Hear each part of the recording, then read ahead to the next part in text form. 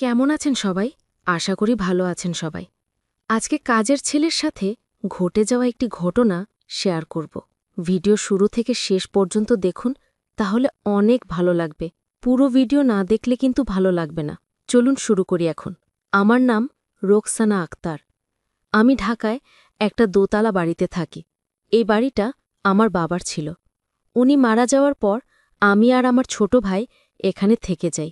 আমার সংসার খুব সাদামাটা। আমি বিধবা মানুষ, তাই এই ভাড়া বাড়ি আমার একমাত্র ভরসা। আমি বাড়ি ভাড়ার টাকায় আমার খরচ মেটাই। ভাড়াটিয়া সাধারণত শান্ত স্বভাবের মানুষ। তারা আমাকে কোনো ঝামেলায় ফেলে না। আমি ভেবেছিলাম এভাবেই আমার জীবন কাটবে। কিন্তু কয়েক মাস আগে আমার ভাড়াটিয়েরা হঠাৎ একটা কাজের ছেলে রাখল। সেই দিন থেকেই আমার ভেতরে অদ্ভুত এক অস্বস্তি জমতে শুরু করল। ছেলেটার বয়স খুব বেশি না, কিন্তু তার চোখের মুখের ভঙ্গি একেবারেই স্বাভাবিক নয়। তার চোখে অচেনা শূন্যতা। আমি প্রথম দিন থেকেই খেয়াল করেছি সে অকারণেই বারান্দায় দাঁড়িয়ে থাকে, অথবা আশেপাশের দিকে তাকিয়ে থাকে, যেন চারপাশে কি ঘটছে তা বোঝার চেষ্টা করছে। আমার মনে হচ্ছিল তার দৃষ্টির আড়ালে লুকোনো আছে অন্য কোনো মানে। কিন্তু আমি তখনও চুপ ছিলাম, কারণ ভাবছিলাম হয়তো আমি বাড়িয়ে ভাবছি। একদিন দুপুরে রান্নাঘরে ঢুকতে গিয়ে দেখি ছেলেটা দরজার আড়ালে দাঁড়িয়ে আছে। আমি চমকে জিজ্ঞেস করলাম, এখানে দাঁড়িয়ে কি করছো? সে বলে উঠল সে নাকি মশলার হাঁড়ি খুঁজছিল, অথচ রান্নার দায়িত্ব তার উপর ছিল না। তাই ওর ব্যাখ্যাটা আমার কাছে মিথ্যে বলে মনে হল। আমি কিছু না বলে সরে এলাম। কিন্তু সেই দিন থেকেই আমি বুঝতে পারলাম আমার সন্দেহ বৃথা নয়। এরপর কয়েকদিন আমি লক্ষ্য করলাম ভাড়াটিয়ের মেয়েটা বারান্দায় দাঁড়ালে কাজের ছেলেটা অকারণেই আশেপাশে ঘোরাফেরা করে। তার চোখের চাহনি অদ্ভুত। আমি মহিলা মানুষ, আমি জানি পুরুষের চোখের দৃষ্টি কেমন হলে সেটার ভেতরে খারাপ ইঙ্গিত থাকে। সেই দৃষ্টি আমি তার চোখে স্পষ্ট দেখতে পাচ্ছিলাম। আমি ভাড়াটির মেয়েটাকে কিছু বলিনি, কারণ সে ভীত হয়ে পড়বে। ভেবেছিলাম আমি নিজে খেয়াল রাখব। রাতে একদিন আমি উঠোনে হাঁটছিলাম। হঠাৎ দেখি ছেলেটা অন্ধকারে দাঁড়িয়ে জানালার ফাঁক দিয়ে ভিতরে তাকাচ্ছে। কার ঘর সেটা বুঝতে পারিনি, তবে আমি গলা খাকারি দিতেই সে হকচকিয়ে গেল, তারপর দ্রুত সরে গেল। আমি সেদিন কাউকে কিছু বলিনি, কিন্তু রাতে ঘুমের ভেতরেও সেই দৃশ্য চোখে ভেসে উঠছিল। ভোরে যখন ফজরের আজান হচ্ছিল, তখন দেখলাম ছেলেটা উঠোনে বসে আছে। তার চোখ লালচে, মনে হচ্ছিল রাতভর ঘুমায়নি। আমি এগিয়ে গিয়ে বলতে চাইলাম কিছু দরকার আছে কিনা, কিন্তু সে আমার দিকে তাকিয়ে একরকম হাসি দিল। সেই হাসিটা স্বাভাবিক ছিল না। সেই হাসির ভেতরে আমি ভয়াবহ কিছু টের পেলাম। তারপর থেকে আমি তার প্রতিটি পদক্ষেপ খেয়াল করতে লাগলাম। ভাড়াটিয়ের স্ত্রী একদিন এসে বলল, ছেলেটা মাঝে মাঝে কাজ ফেলে বাইরে চলে যায়, রাতে দেরি করে ফেরে। আমি শুধু মাথা নেড়ে বললাম, খেয়াল রেখো। কিন্তু ভেতরে ভেতরে ভাবছিলাম এটা সহজেই ছেলেটাকে সামলানো যাবে না। দিন যত যাচ্ছিল তার চোখে মুখের ভঙ্গি ততই অস্বাভাবিক হচ্ছিল। তার শারীরিক ভাষা, তার হাঁটার ভঙ্গি, সবকিছুতেই এক ধরনের গোপন ইঙ্গিত। আমি একা মানুষ, তাই ভয়টা আমাকে বেশি কাবু করছিল। আমি ভাড়াটিয়াদের বলিনি, কারণ ভেবেছিলাম তারা হয়তো আমার কথা বিশ্বাস করবে না, কিংবা আমাকেই দোষারোপ করবে। আমি শুধু নীরবে পর্যবেক্ষণ করে যাচ্ছিলাম। কিন্তু আমার বুকের ভেতরে প্রতিদিন আতঙ্ক জমছিল। আমি বুঝতে পারছিলাম একদিন হয়তো এমন কিছু ঘটবে যা কারো কল্পনাতেও আসবে না। আমি দিন-রাত সজাগ থাকতে লাগলাম, কিন্তু ভেতরে ভেতরে জানতাম আমার সজাগ দৃষ্টি দিয়ে কি আদৌ কোনো বিপদ ঠেকানো সম্ভব হবে কি না। সেদিন বিকেলে আমি বারান্দায় বসেছিলাম। সূর্যের আলো আস্তে আস্তে ম্লান হয়ে যাচ্ছিল। চারপাশের হালকা অন্ধকারে হঠাৎ খেয়াল করলাম কাজের ছেলেটা উঠোনে দাঁড়িয়ে একদৃষ্টে ভাড়াটিয়ের ঘরের দরজার দিকে তাকিয়ে আছে। তার চোখে এমন এক চাহনি যেন ওখানে কিছু লুকোনো আছে। আমি চুপ করে তার দিকে তাকিয়ে রইলাম, কিন্তু সে আমার উপস্থিতি টের পেয়ে দ্রুত ঘুরে অন্যদিকে হাঁটা দিল। আমি স্পষ্ট বুঝতে পারলাম সে ইচ্ছে করেই নিজের ভেতরে কিছু লুকিয়ে রাখছে। দিন কয়েক পর ভাড়াটিয়ার মেয়ে আমাকে এসে বলল, আন্টি, আমাদের কাজের ছেলেটা মাঝে মাঝে খুব অদ্ভুত আচরণ করে। রাতের দরজার সামনে দাঁড়িয়ে থাকে, অথবা কখনো জানলা দিয়ে বাইরে তাকিয়ে থাকে। আমি হাসি মুখে বললাম, হয়তো সে নতুন জায়গায় অভ্যস্ত হয়নি, কিন্তু ভেতরে আমি ভয় পেলাম, কারণ মেয়েটা যা বলেছে আমি নিজেও সেই দৃশ্য কয়েকবার দেখেছি, শুধু আমি কাউকে বলিনি। সেই রাতে আমি ঘুমোতে পারছিলাম না, বারবার জানালার কাছে গিয়ে দাঁড়াচ্ছিলাম। বাইরে তাকালে দেখি উঠোনে নিস্তব্ধ অন্ধকার, তার ভেতরে যেন ছেলেটার ছায়া ঘুরে বেড়াচ্ছে। হঠাৎ আমার মনে হলো সে হয়তো কারো ঘরে ঢোকার পথ খুঁজছে। আমার বুক ধক করে উঠল। আমি জানালাটা বন্ধ করে দিলাম। সকালে ভাড়াটিয়ার স্ত্রীকে জিজ্ঞেস করলাম, ছেলে কাজ ঠিকমতো করছে তো? সে হাসি মুখে বলল, হ্যাঁ, কাজ তো করে, তবে মাঝে মাঝে খুঁজে পাওয়া যায় না। আমি কিছু না বলে মাথা নেড়ে চুপ করে গেলাম। আমি ভাবছিলাম আমি যদি সরাসরি কিছু বলি তবে হয়তো তারা আমাকে ভুল বুঝবে, কিন্তু প্রতিদিন প্রতি রাতে আমি স্পষ্ট দেখতে পাচ্ছিলাম ছেলেটার চোখের ভেতরে জমে থাকা অন্ধকার। আমি মহিলা মানুষ, আমার অভিজ্ঞতা কম নয়। এত বছর সংসার টেনে যেতে আমি মানুষের চোখ চিনতে শিখেছি, আর এই ছেলেটার চোখ আমাকে প্রতিদিন ভয় পাইয়ে দিচ্ছিল। ভাড়াটিয়ার মেয়ে একদিন বারান্দায় একা দাঁড়িয়েছিল। আমি দূর থেকে দেখলাম ছেলেটা কিছু কাজ করার ভান করে ওর কাছাকাছি চলে গেল, তারপর চোখ মেলে ওর দিকে তাকালো। আমি হঠাৎ কাশি দিলাম। আমার শব্দ শুনে ছেলেটা চমকে উঠল, আর মেয়েটাও ভেতরে চলে গেল। আমি বুঝতে পারলাম আমার সন্দেহ বৃথা নয়। রাত হলে আমি বারান্দায় বসে থাকি, শুধু খেয়াল করার জন্য কে কোথায় যাচ্ছে। একদিন দেখি ছেলেটা চুপচাপ সিঁড়ির পাশে দাঁড়িয়ে আছে, নিচ থেকে কারো রুমের ভেতর টানটান দৃষ্টিতে তাকিয়ে আছে। আমি কাছে গিয়ে জিজ্ঞেস করলাম, এখানে দাঁড়িয়ে কি করছ? সে মিথ্যে হেসে বলল, বাতাস খাচ্ছি। আমি কিছু না বলে সরে এলাম, কিন্তু মনে মনে ভয়টা আরও বেড়ে গেল। কয়েকদিন পর ভাড়াটিয়ার স্ত্রী আমার কাছে এসে বলল, আন্টি, রাতে একবার দেখি ছেলেটা রান্নাঘরে বসে আছে। আমি জিজ্ঞেস করতেই বলল ঘুম আসছিল না, তাই উঠে পড়েছে, কিন্তু তার চোখ লালচে দেখাচ্ছিল। আমি কিছু উত্তর দিলাম না, শুধু বললাম খেয়াল রেখো। আসলে আমিও একই জিনিস লক্ষ্য করেছি, ছেলেটার চোখ প্রতিদিনই লাল থাকে। মনে হয় ও রাত জেগে কিছু করছে। আমি আমার রুমে বসে জানালার ফাঁক দিয়েও বাইরে তাকালে দেখি অন্ধকারে ওর ছায়া ঘুরে বেড়াচ্ছে, কখনো উঠোনের এক পাশে, কখনো বারান্দার পাশে। আমি যতই খেয়াল করি ততই স্পষ্ট হয়ে যায় ছেলেটা স্বাভাবিক নয়, হয়তো সে কোনো খারাপ চিন্তা লুকিয়ে রেখেছে। আমি একদিন নিজের ভেতর সিদ্ধান্ত নিলাম, যদি কোনোদিন দেখি সে বাড়ির কারো ক্ষতি করতে চায় তবে আমি গলা ফাটিয়ে চিৎকার করব, কারণ আমার আর কোনো শক্তি নেই, শুধু আমার চিৎকারই আমার একমাত্র অস্ত্র। আমি জানতাম সামনে আসছে অশান্তির সময়, কিন্তু কবে সেটা ঘটবে তা বুঝতে পারছিলাম না। সেদিন রাতে হঠাৎ ঘুম ভেঙে গেল আমার। বুকের ভেতর কেমন অস্বস্তি হচ্ছিল। জানালার ফাঁক দিয়ে তাকাতেই দেখি উঠোনে হালকা আলো পড়ছে, আর সেই আলোয় ছেলেটা ছায়া ঘুরে বেড়াচ্ছে। সে ধীরে ধীরে পা টিপে কারো ঘরের জানালার কাছে গেল, দাঁড়িয়ে কি যেন দেখতে চাইছিল। আমি চোখ কুঁচকে স্পষ্ট দেখতে চাইলাম, কিন্তু অন্ধকারে পুরোটা বোঝা গেল না। শুধু তার দাঁড়িয়ে থাকার ভঙ্গিটা আমাকে কাঁপিয়ে দিল।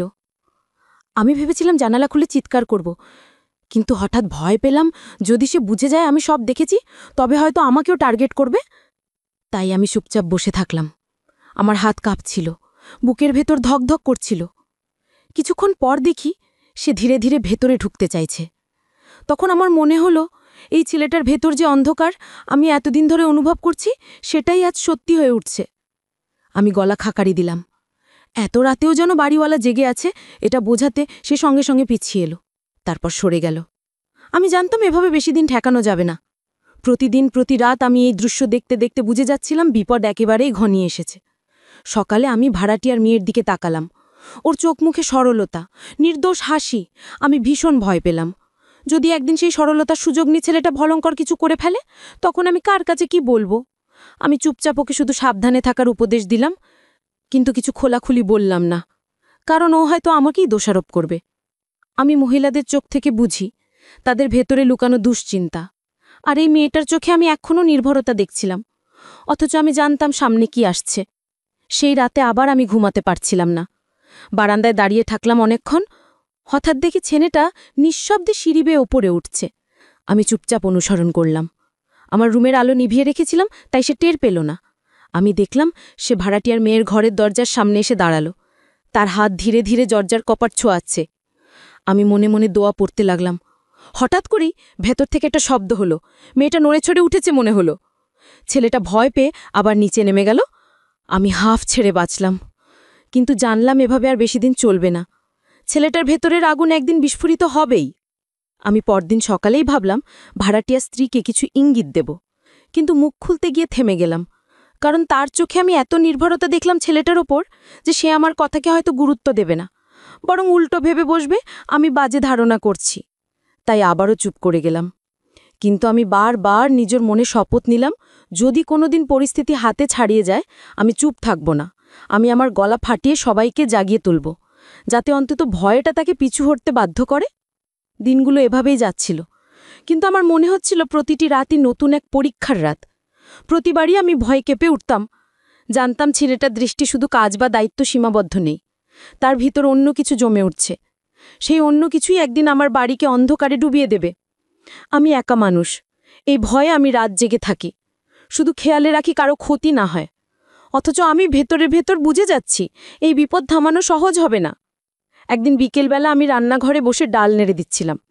হঠাৎ করে বাইরে করিডোরে পায়ের শব্দ পেলাম। আমি ভেবেছিলাম হয়তো ভাড়াটিয়া ছেলে এসেছে, কিন্তু চোখ রাখতেই দেখি সেই কাজের ছেলেটাই একা দাঁড়িয়ে আছে। তার চোখ চারদিকে ঘুরছে, যেন কাউকে খুঁড়ছে।